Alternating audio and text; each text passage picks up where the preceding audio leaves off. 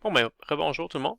Dans cette vidéo-ci, là, ça va être la deuxième partie de la section S01 que j'appelle la vidéo là, S01B. Euh, voilà. Ok. Donc, on était toujours dans la fenêtre numéro 6. On est en train d'aller dans les fenêtres de plus en plus grandes et on voit des objets qui sont... en tout cas, on regarde des échelles de plus en plus grandes. Ok. On est rendu dans les distances là, typiques là, qu'il y a du système solaire. Donc, on commence à parler des distances qu'il y a entre le Soleil et les différentes planètes. Et si on s'intéresse par exemple à la planète Terre, ben, ce qu'on disait dans le livre, c'est que la distance qu'il y a entre le Soleil et la planète Terre, c'est une distance là, qui prend environ 8 minutes à la lumière pour parcourir. Okay? Donc ça veut dire que la lumière que le Soleil nous envoie, okay, la lumière qui quitte la surface du Soleil, ben ça lui prend 8 minutes pour arriver là jusqu'à la surface de la planète Terre. Donc on pourrait dire que la Terre est située à 8 minutes-lumière du Soleil. On parle pas encore d'années-lumière, on parle juste de minutes-lumière. Okay, les années-lumière vont arriver un peu plus tard dans cette présentation-ci. Mais juste déjà ça, là, okay, juste savoir que le Soleil est situé à 8 minutes-lumière de la Terre, c'est quand même cool parce que ça implique quand même différentes choses. Okay? Vous savez sans doute que tout ce qui a rapport avec la vision, tout ce qu'on tous les phénomènes, dans le fond, visuels, tout ce qu'on observe, tout ce qu'on voit avec nos yeux, c'est évidemment relié au fait que de la lumière frappe les objets, ou en tout cas est réfléchie à la surface des objets, et arrive ensuite jusque dans nos yeux. Puis, quand on est dans une pièce, on s'en rend pas vraiment compte, là, mais dans le fond, il y a toujours ce qu'on appelle un retard de vision. Okay? Pourquoi il y a des retards de vision? Parce que la vitesse de la lumière a une vitesse très grande, c'est vrai, mais ce n'est pas une vitesse qui est infinie. Fait que la lumière ne se déplace pas infiniment rapidement. Elle se déplace à une grande vitesse, mais qui n'est pas infinie. Ça veut dire que peu importe l'objet que vous êtes en train de regarder avec vos yeux, ça prend tout le temps un certain temps, qui n'est pas 0 seconde. Ça prend tout le temps un certain temps pour que la lumière parte de cet objet-là, puis arrive jusque dans vos yeux. Donc ça veut dire que vous voyez jamais vraiment les objets tels qu'ils sont là en ce moment, de manière instantanée, vous les voyez tels qu'ils étaient il y a un certain temps. Puis le temps que ça, le petit retard de vision, mais c'est le temps que ça a pris pour que la lumière parte de l'objet puis arrive jusque dans vos yeux. Comme je disais tout à l'heure, si vous êtes dans une pièce, vous êtes en train de faire un laboratoire, vous regardez les objets autour de vous sur votre table, vous regardez vos amis qui sont dans la classe, votre retard de vision est vraiment très très très très très petit. Okay, parce que ça prend vraiment pas beaucoup de temps à la lumière pour passer des objets autour de vous jusque dans vos yeux. Mais si vous regardez des objets qui sont loin, comme des étoiles, des planètes, des galaxies, là, ça commence à prendre un certain temps. Okay? Pour le Soleil, c'est pas un temps qui est énorme, mais c'est quand même 8 minutes. Okay? Puisque ça prend 8 minutes pour que la lumière parte du Soleil puis arrive jusque dans vos yeux. Donc ça veut dire quoi? Ça veut dire qu'à chaque fois que vous regardez un phénomène qui implique le Soleil, comme un coucher de soleil, par exemple, ou un lever de soleil, ben vous avez un retard de vision d'environ 8 minutes. Okay.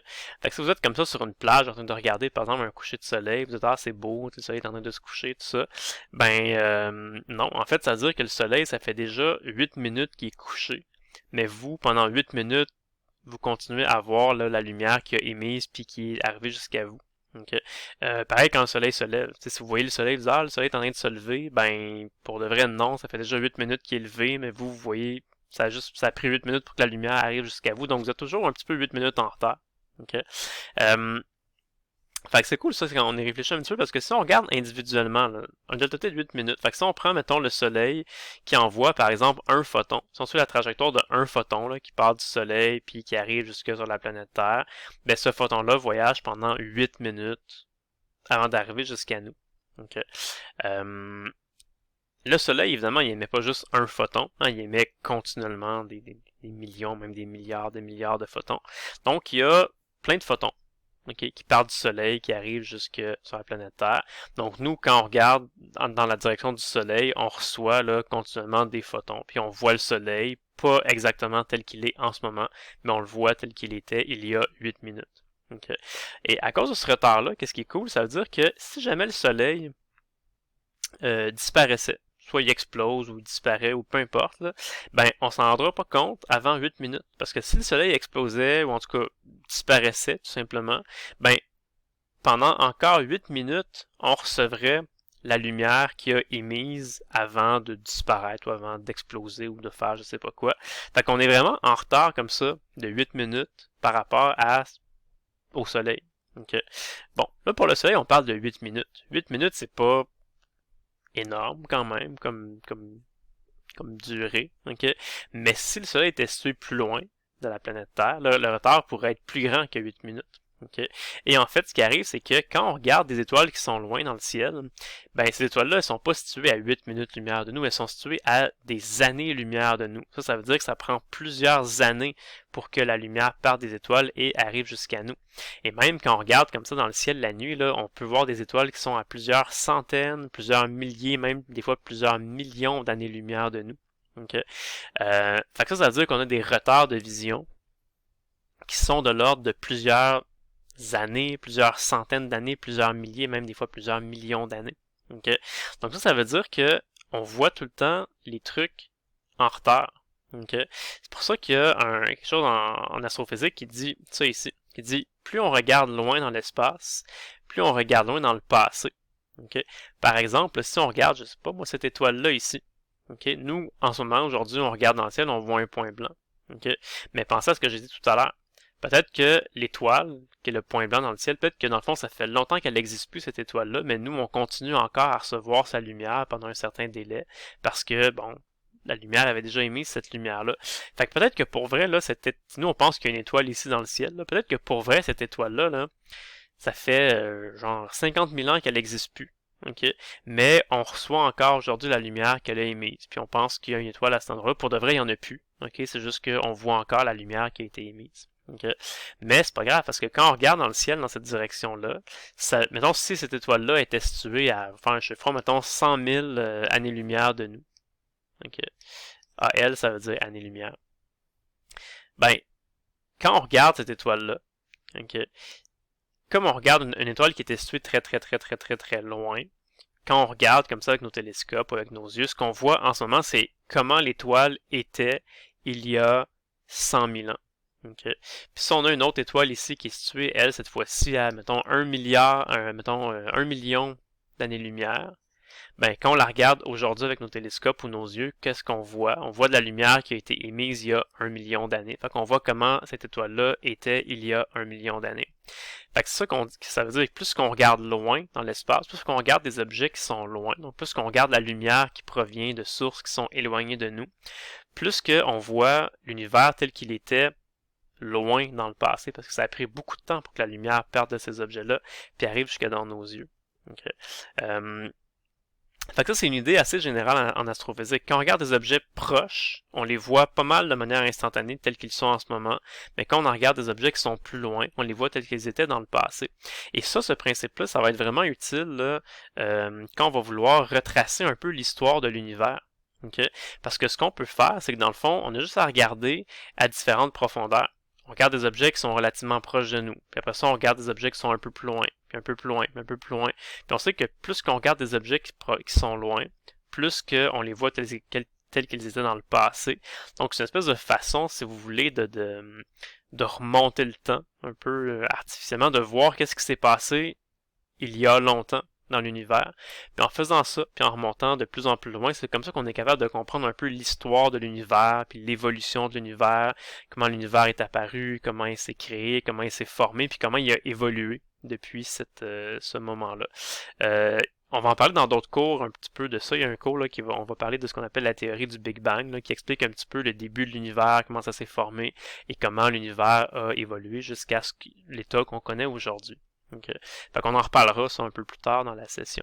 Okay. C'est ça, là on a parlé du Soleil, qui est à 8 minutes lumière de nous. Si on regarde là, ce qui se trouve aux confins du système solaire, bon ici on parle de la planète Pluton. Okay. C'est pas tout à fait exact de parler de la planète Pluton, parce que vous le savez, peut-être que vous avez peut-être pas vu ça passer, vous étiez peut-être trop jeune, là. Mais en 2006, on a cessé d'appeler Pluton une planète. Donc avant, on disait qu'il y avait 9 planètes dans le système solaire, puis Pluton c'est la 9e planète. Mais c'est ça, en 2006, on a comme révisé un peu nos positions, là. On a décidé que Pluton, maintenant, on n'allait plus appeler ça une planète. Okay, ça va s'appeler une planète naine ou ce qu'on appelle aussi des objets transneptuniens pour différentes raisons. Donc, une des raisons, premièrement, c'est que Pluton, là, faut quand même savoir que c'est pas très gros. Okay? C'est un objet qui mesure, je veux dire, là, seulement 2300 km de diamètre. C'est plus petit que la Lune, par exemple, si vous comparez. Là. Okay? Fait que, déjà, en partant, c'est un peu bizarre qu'un objet qui est plus petit que la Lune soit considéré comme une planète. Ok, c'était, fait que ça, déjà ça c'était un petit peu bizarre. Puis dans le système solaire, là, il y a plein d'autres. Ça, ce sont toutes des lunes, enfin à part Mercure ici, mais je veux dire, si vous regardez le Ganymède, Titan, Callisto, ça ce sont des lunes. Ok, donc il y a beaucoup de lunes dans le système solaire qui sont plus grosses que Pluton. Fait que déjà c'était un peu bizarre de considérer Pluton comme une planète. Ok, mais ce qui est arrivé, c'est que il y a plusieurs années, la technologie n'était pas encore aussi évoluée qu'aujourd'hui.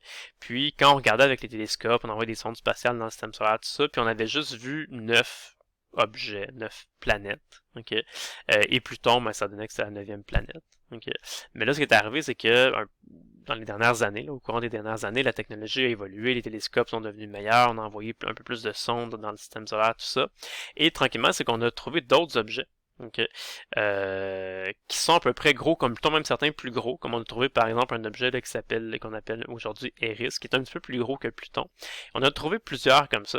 Okay. Fait que dans le fond, on s'est dit, ouais, là, si on considère que Pluton c'est une planète, mais là, il faudrait considérer que Eris c'est une planète, puis que Sedna c'est une planète, puis que Orcus, puis Quaoar, puis Varuna, tu sais, où est-ce que ça va s'arrêter, tout ça.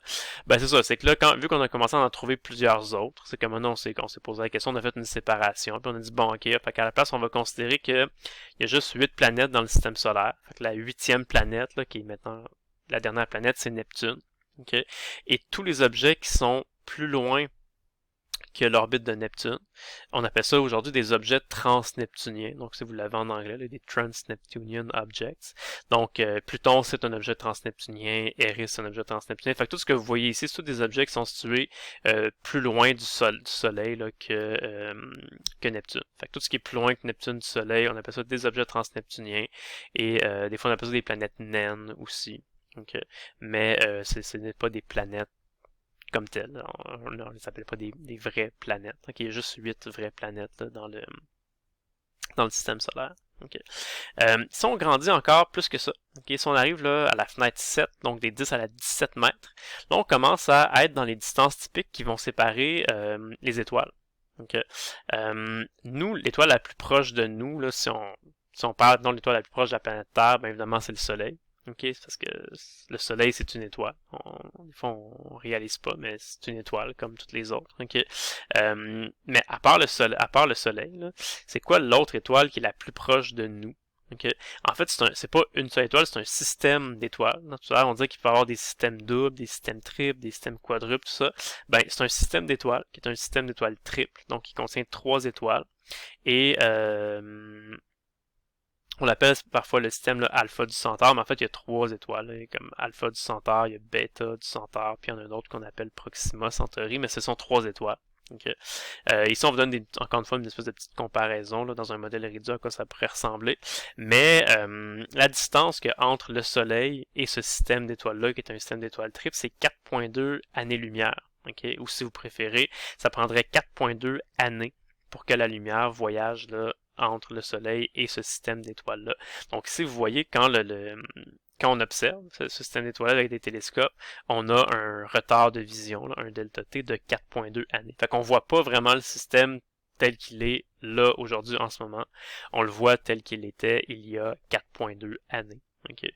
Mais 4,2 années, pour nous, ça va peut-être l'air d'un gros chiffre, là, mais 4,2 années sur l'histoire de l'univers, c'est vraiment très très très petit. Fait qu'on peut considérer qu'en 4,2 années, il n'y a pas grand-chose qui va changer. De toute façon, l'état des étoiles va pas tant que ça changer. Là, leur comportement va pas changer, leur nature, leur forme va pas changer, leur température, leur luminosité non plus. Fait que 4,2 années, c'est rien là, à l'échelle de l'univers. Donc on peut considérer qu'on le voit presque exactement comme il l'est en ce moment. Mais on a un petit retard de 4,2 années quand même. Okay. Puis juste pour le fun, là, ça c'est le système d'étoiles qui est le plus proche de nous. Okay, 4,2 années. Il n'y a rien là, qui est plus proche. Il n'y a aucune étoile qui est plus proche du Soleil que ce système triple-là, à 4,2 années-lumière de nous. Okay.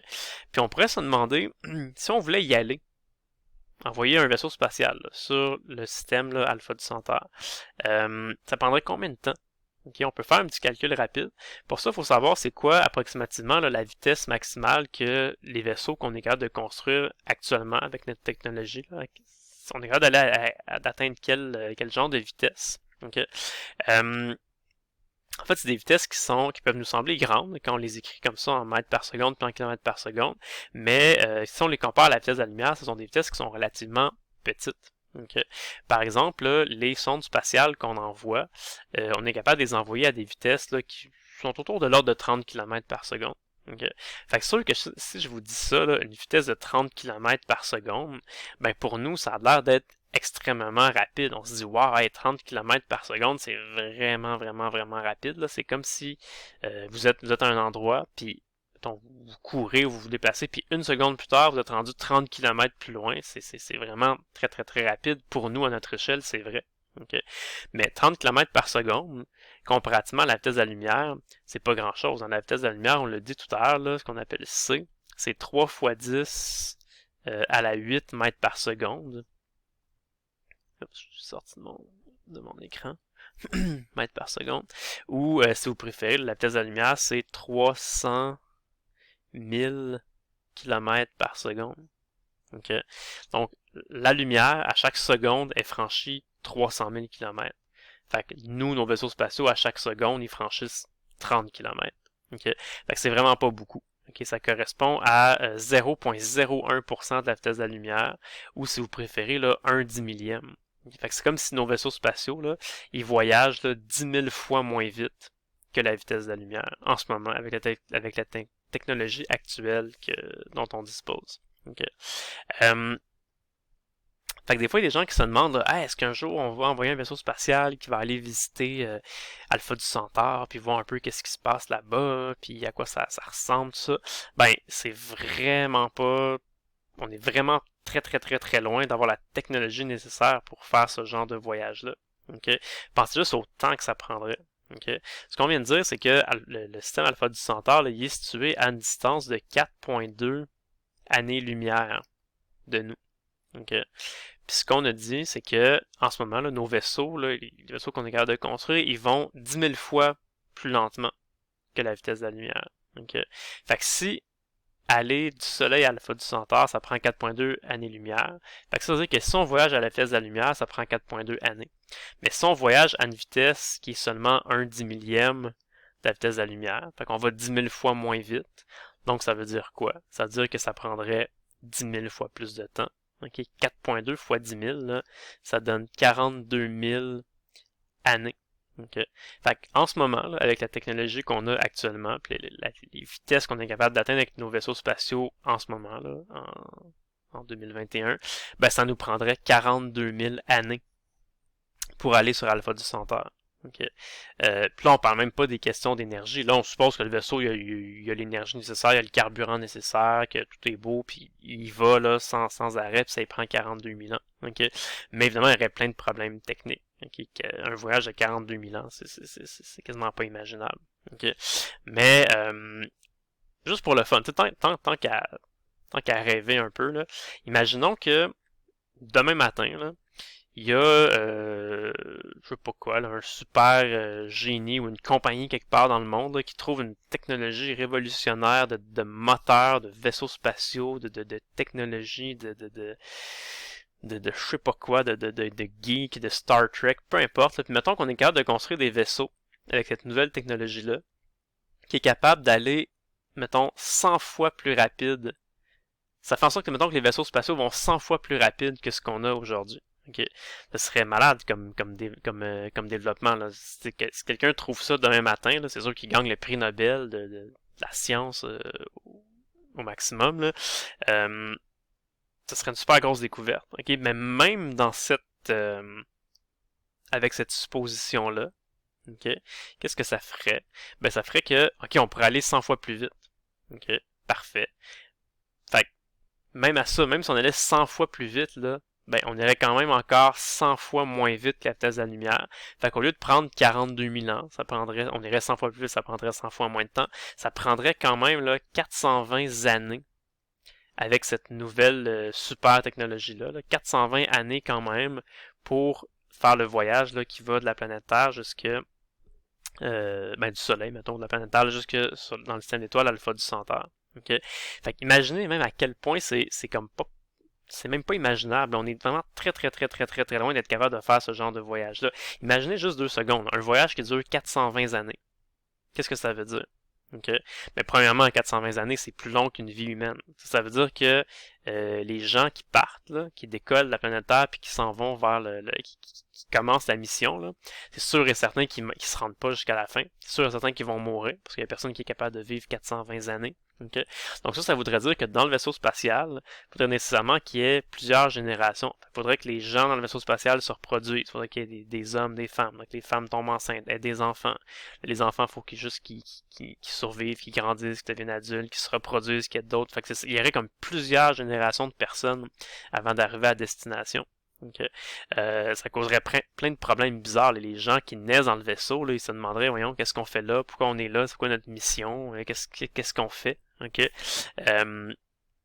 Puis même, mettons, tu sais, en tout cas, d'après ce qu'on connaît là, du système alpha du Centaure en ce moment, tu sais, il y a probablement aucune vie là, sur ce système-là, fait qu'on pense pas qu'il y a des extraterrestres ou quoi que ce soit, mais même, admettons là, que sur le système Alpha du Centaure, il y a des extraterrestres. Okay?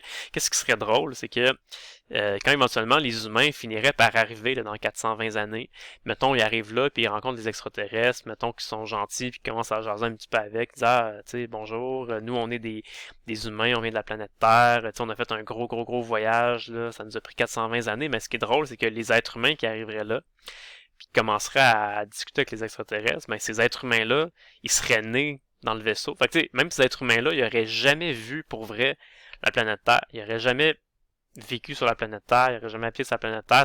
Ce serait juste comme des légendes, des histoires que les gens se sont racontées de génération en génération. Il y aurait sûrement des photos, des petits documents vidéo qui montrent la planète Terre, tout ça, mais eux-mêmes, ils connaîtraient même pas la Terre. T'sais, ils parleraient avec des extraterrestres en disant qu'ils viennent de la Terre, mais eux-mêmes n'auraient jamais vu. Ils connaîtraient même pas la planète Terre. Okay? Ce serait vraiment bizarre. Okay. Puis on parle même pas d'énergie, là. On parle même pas c'est sûr, ça prendrait des quantités de carburant énormes. Ça prendrait, imaginez toutes les ressources, ça prendrait de la nourriture, ça prendrait de l'oxygène. Donc c'est sûr que il y a plein de problèmes là, qui surviendraient. Là, juste mettons pour la nourriture. Okay. On va-tu vraiment avoir un vaisseau spatial qui va être assez gros pour amener assez de bouffe pour nourrir plusieurs personnes pendant 420 années? Ben c'est sûr que non. Le vaisseau sera juste, à moins qu'il soit vraiment comme gigantesque. Là. Le problème c'est que si le vaisseau il est trop gros, ben il va être très massif aussi. Fait que ça va prendre des très gros moteurs, des moteurs très puissants pour être capable de l'accélérer puis d'être capable de le faire aller à une certaine vitesse.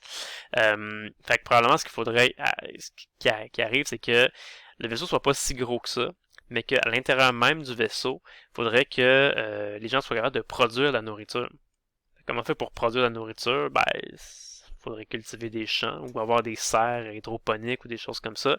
Mais ça prendrait quand même un vaisseau qui serait relativement grand. Ça prendrait probablement de la terre, il faudrait cultiver des fruits, des légumes, des choses comme ça. Si on veut manger de la viande, ça prendrait des animaux. Fait qu'il faudrait qu'il y ait carrément des fermes là, dans le vaisseau spatial pour avoir des animaux, les élever pour pouvoir les manger. Fait que ce serait vraiment là un vaisseau qui serait énorme. Ce serait pas un petit vaisseau spatial comme on voit là, qui va sur la Lune avec les gens s'assoient sur des petits sièges puis ils vont comme ça prendrait un vaisseau qui serait énorme, okay, qui devrait contenir probablement là, plusieurs centaines de personnes. Okay. En tout cas, c'est le fun de penser à ça. On pourrait en parler encore pendant bien longtemps, mais c'est juste le fun de penser à ces genres de problèmes-là. Juste pour vous montrer à quel point là, c'est insurmontable pour l'instant. Okay. Là, on n'a même pas encore parlé d'oxygène, on n'a même pas parlé d'énergie. Je veux dire, ces moteurs-là, ça leur prend de l'énergie ils doivent générer une super grosse poussée au début pour partir, puis une grosse poussée à la fin pour arrêter, pour freiner, pour pas foncer dans l'étoile quand ils vont arriver à destination. Mais il y a plein de problèmes techniques là, qu'on pourrait penser. Okay. Puis ça veut juste nous montrer qu'on n'est vraiment pas rendu à là. Même ce 420 années-là, là, qui est déjà impossible, n'oubliez pas que c'est en supposant que demain matin, on trouve une nouvelle technologie qui permette au vaisseau spatial d'aller 100 fois plus rapidement que ce qu'on connaît en ce moment. C'est ce qui est vraiment pas fait encore. Là. Donc ça montre qu'on n'est vraiment pas rendu là. Okay.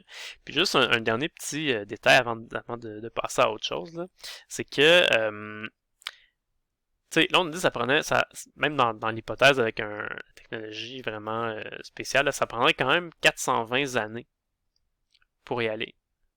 OK? Imaginez qu'est-ce qui pourrait arriver. OK, mettons, on a la planète Terre qui est là, on a le super vaisseau spatial, là, qui a la super bonne technologie qui part comme ça pour aller visiter, là, il va aller sur Alpha du Centaure, c'est ça sa destination. OK? Puis ça prend 420 années pour y aller. Okay. Fait que parfait, le vaisseau décolle, il commence à, tranquillement, il fait son voyage, puis éventuellement, il va arriver sur Alpha du Centaure dans 420 années. Il y a des personnes là, qui habitent dedans, qui vont probablement se reproduire, cultiver des champs, élever des animaux pour survivre, tout ça. Okay. Mais pendant ce temps-là, là, pendant les 420 années, les gens qui sont sur la Terre, ils font pas juste attendre les bras croisés que leurs amis partent puis ils reviennent. Là. Je veux dire, la vie sur la Terre continue, puis entre autres, la technologie continue d'évoluer. Okay. Puis la technologie, vous savez que des fois, ça peut évoluer quand même assez rapidement. Hein. Si on regarde les ordinateurs, si on regarde les jeux vidéo, ça évolue vite, la technologie. Okay. Fait que probablement, ce qui se produirait, c'est que quelques années plus tard, mettons, je sais pas, mettons une cinquantaine d'années plus tard, même mettons une centaine d'années plus tard, okay. Mettons, ça fait 100 ans que le vaisseau est parti. Okay. Il a fait à peu près le quart de son voyage. Là. Il est rendu à peu près ici, là, dans son chemin. Là. Puis là, il reste encore, là, mettons, 320 années avant d'arriver à sa destination. Puis là, mettons, pendant ces 100 années-là qui sont passées sur la Terre, on a trouvé là on a trouvé comme un autre développement technologique qui fait en sorte qu'on est capable de construire des vaisseaux qui vont maintenant, je sais pas, on va dire 10 fois plus vite. Okay. Fait que là, on aurait un dilemme, on se dirait, ouais, ok, là, on est rendu qu'on est capable de construire un vaisseau qui fait le voyage en 42 ans au lieu de en 420 années comme c'était le cas avant. Fait que là, qu'est-ce qu'on fait? Est-ce qu'on attend que le premier vaisseau qu'on a envoyé, il y a 100 ans, là, lui, il reste encore 320 années pour y aller, ou on se construit un nouveau vaisseau, un modèle 2.0, là, qui est beaucoup plus rapide, qui lui va être capable d'y aller en seulement 42 ans. Mais probablement qu'à un moment donné, on ferait ça. On se dirait, gars, ça va être ben trop long. Nous, on a hâte d'aller visiter Alpha du Centaure. On veut aller trouver on va aller explorer ça, voir s'il y a des, je sais pas, des extraterrestres ou des secrets là-dessus, tout ça. Fait que c'est clair qu'à un moment donné, on dirait, hey, ok, c'est correct, on construit un nouveau vaisseau qui va en 42 ans, ou dans 420 années. Puis là, dans le fond, ce vaisseau-là, que je peux appeler, mettons, le vaisseau B, là, ben, lui, il va partir, il va aller beaucoup plus vite. Fait qu'éventuellement, rendu à peu près, je sais pas où, quelque part, peut-être pas à mi-chemin ou un peu avant, là, ben, le vaisseau B, il rattraperait le vaisseau A. Puis là, s'ils sont gentils, ils vont dire comme, hey, le vaisseau A, ok, vous, votre mission là, est annulée, votre vaisseau, il est ben trop désuet, là, il est rendu poche, là, comme, abandonnez votre vaisseau, venez dans notre vaisseau à nous, puis nous, on va vous amener sur la planète, on va arriver dans moins de 42 années. Venez-vous-en, on fait ça, ok? Fait que ça risquerait d'arriver des choses comme ça, ok? Ça serait vraiment, c'est bizarre, là, juste à cause du fait que, justement, là, l'idée de base, c'est que le voyage dure tellement longtemps, qu'il y a tellement peut tellement se passer de choses en 420 années, la technologie peut tellement évoluer que ça pourrait vraiment donner lieu à des espèces de situations bizarres comme ça. Okay. Puis, on va parler tout à l'heure des sondes spatiales, là, je passe des bouts, on parle des galaxies, des nébuleuses, on va en reparler quand on sera dans d'autres, un peu plus loin dans la matière. Là. Il y a des cours qui vont être dédiés spécifiquement là, aux galaxies, puis à l'observation des galaxies, tout ça. Donc, je vais juste passer un petit peu ici. Donc c'est ça, je parlais tout à l'heure. Ben, je voulais juste dire là, concernant la technologie que c'est vraiment sérieux là, tout ça. Puis si vous regardez par exemple là, juste aujourd'hui, là, parce qu'on va parler des sondes spatiales tout à l'heure, mais si vous regardez juste aujourd'hui dans les téléphones cellulaires, ben comme si on veut l'ordinateur, ou en tout cas ce qui fait fonctionner votre téléphone cellulaire, c'est beaucoup plus puissant, beaucoup plus performant que ce qui faisait fonctionner les premières sondes spatiales qui ont été lancées à la fin des années 70, comme les sondes spatiales Voyageur 1, Voyageur 2, que vous avez peut-être déjà entendu parler.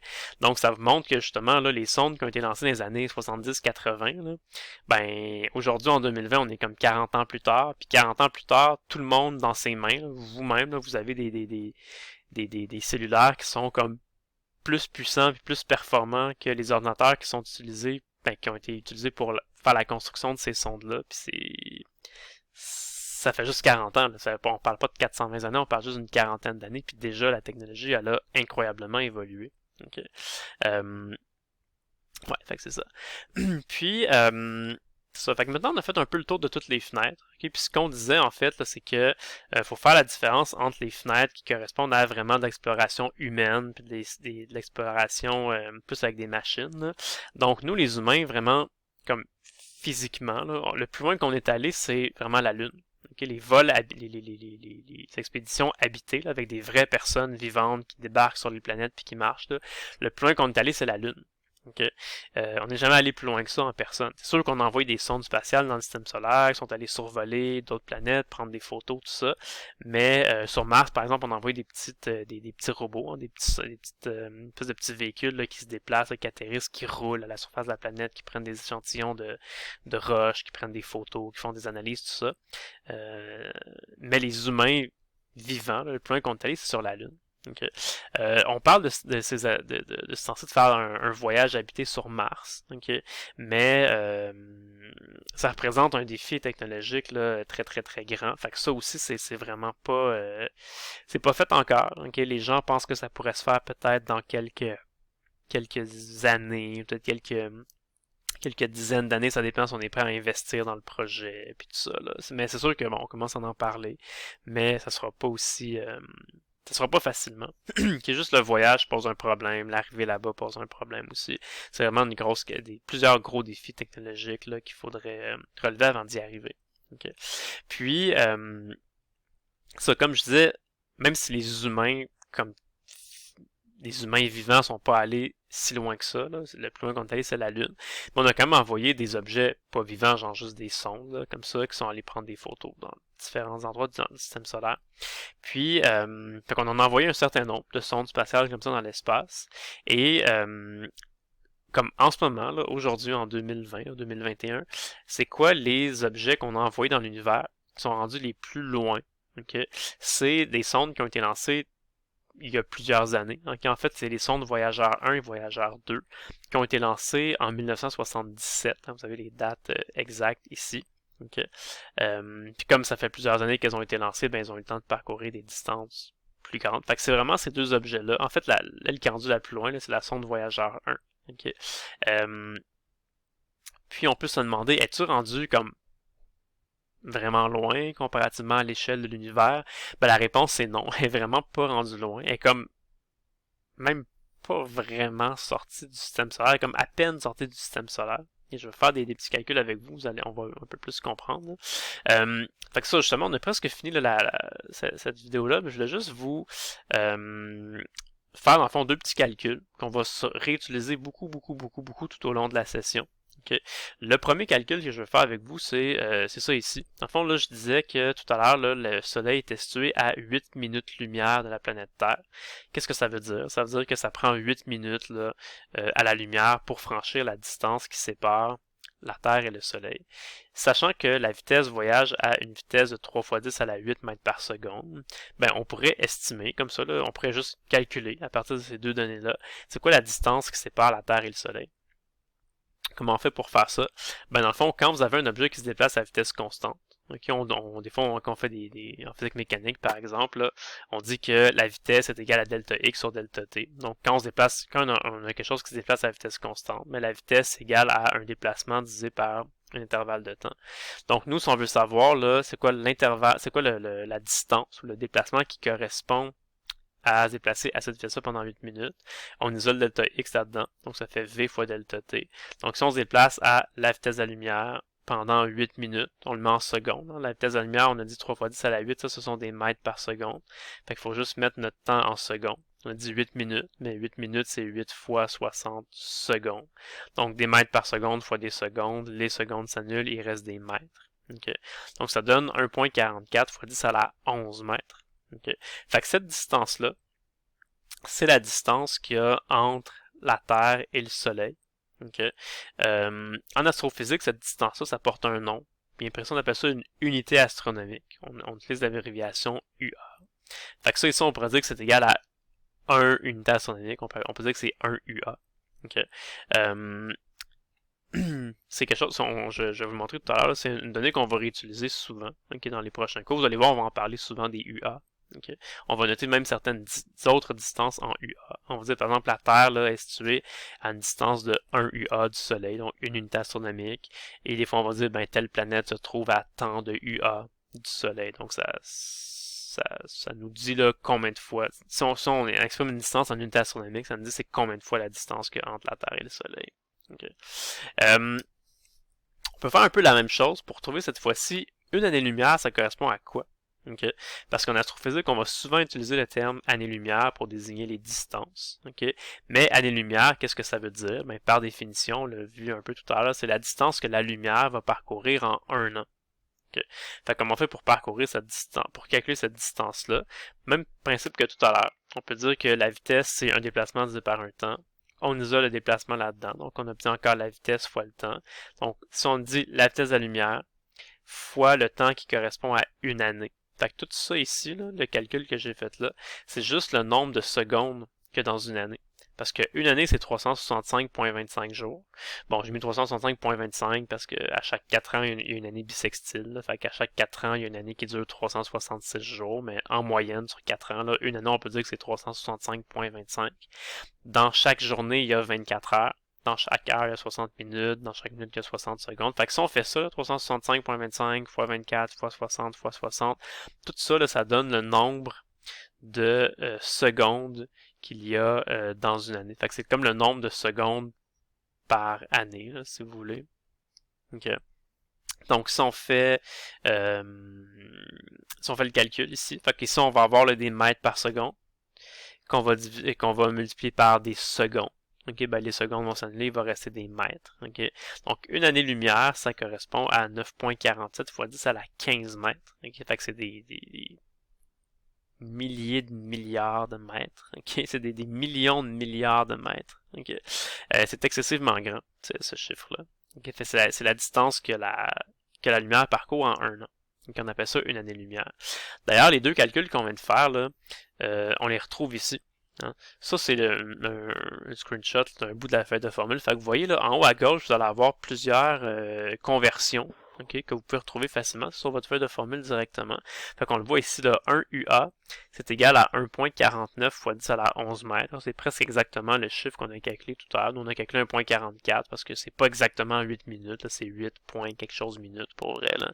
Mais c'est ça. Fait qu'une unité astronomique, la distance entre la Terre et le Soleil, c'est 1,49 fois 10 à la 11 mètres. Et une année-lumière, ben, c'est ce qu'on vient de calculer ici. On a calculé 9,47. Bon, on n'a peut-être pas les chiffres exacts, là, c'est 9,46 fois 10 à la 15 mètres. Okay. Fait qu'on on va en retrouver ici là, sur la feuille de formule différentes données qu'on va utiliser, là, que vous pourrez utiliser. Vous pourrez vous y référer quand vous ferez les calculs pour faire des exercices là, pour vous préparer là, pour les examens. Okay. C'est ça, fait que maintenant que vous savez un petit peu c'est quoi une unité astronomique, là, je vais parler de ça plutôt qu'en mètres. Là. Donc c'est ça, si on veut juste pour vous dire à quel point Voyageur 1 n'est pas rendu si loin que ça. Là. Fait qu'on sait que la distance par rapport au Soleil, ben la Terre est à 1 unité astronomique du Soleil. Okay, fait que la distance entre la Terre et le Soleil, par définition, c'est une unité astronomique. La planète Pluton, là, ben, je dis planète, mais en tout cas, on s'entend, là, c'est pas une planète, mais bon, l'objet, un des objets qui est quand même assez loin, qui s'appelle Pluton, est à 39 unités astronomiques du Soleil. Okay. Et la sonde Voyageur 1, qui a été lancée dans les années en 1977, donc ça fait là au-dessus de 40 ans qu'elle se promène dans l'espace, puis qu'elle va quand même vite. Okay. Mais malgré ça, aujourd'hui, en ce moment, là, elle est juste rendue là, environ à 150 unités astronomiques du Soleil. Fait qu'elle est même, oui, elle est rendue plus loin que Pluton, là, mais elle est même pas rendue 4 fois plus loin que Pluton. Okay. Fait que c'est vraiment pas si loin que ça. Okay. Tout à l'heure, on parlait de Alpha du Centaure, là, que j'ai appelé ici Alpha C pour Alpha Centauri. Là, ben, la distance entre le Soleil et Alpha du Centaure, on a dit tout à l'heure que c'était 4,2 années-lumière. 4,2 années-lumière, ça correspond à 266 000 unités astronomiques. C'est 266 000 fois plus grand que la distance entre la Terre et le Soleil.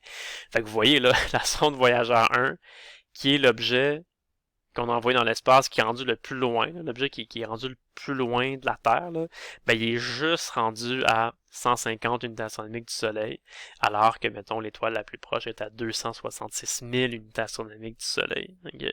Fait que ça vous montre à quel point, dans le fond, Voyageur 1 n'est pas rendu bien loin, là, elle est comme à peine sortie du système solaire, elle est vraiment pas proche d'arriver sur une autre étoile, ou quelque chose comme ça, elle va juste... C'est ça, elle est à peine sortie du système solaire, elle est dans le vide de l'espace, puis elle se promène comme ça, elle avance, mais elle se déplace vraiment pas, elle parcourt vraiment pas des grandes distances, okay? Même si ça fait des années qu'elle a été lancée. Fait qu'en tout cas, ça vous montre là, justement que les distances qui nous séparent là, des autres planètes et des autres étoiles, ben c'est vraiment des distances qui sont très très très très grandes. Okay? Fait que c'est vraiment pas demain la veille là, qu'on va se mettre à partir en vaisseau spatial puis voyager vers d'autres étoiles ou aller rencontrer des extraterrestres qui habitent quelque part dans la galaxie. C'est vraiment là, un très très très très gros défi technologique qu'on a comme pas vraiment encore résolu. Il faudrait vraiment trouver des nouvelles façons de voyager ou trouver des technologies pour nous permettre d'aller beaucoup plus rapidement que ce qu'on connaît en ce moment. Parce que pour l'instant, les distances qui nous séparent des autres étoiles sont tellement grandes que pour l'instant, c'est comme inaccessible. Pour nous, même les sondes spatiales sont pas capables d'y aller dans un temps qui est raisonnable. Okay. Donc, quand vous voyez des films de science-fiction comme des Star Wars, des Star Trek avec des vaisseaux qui se warpent et qui arrivent sur d'autres planètes comme ça ou qui vont dans d'autres galaxies, c'est vraiment de la science-fiction.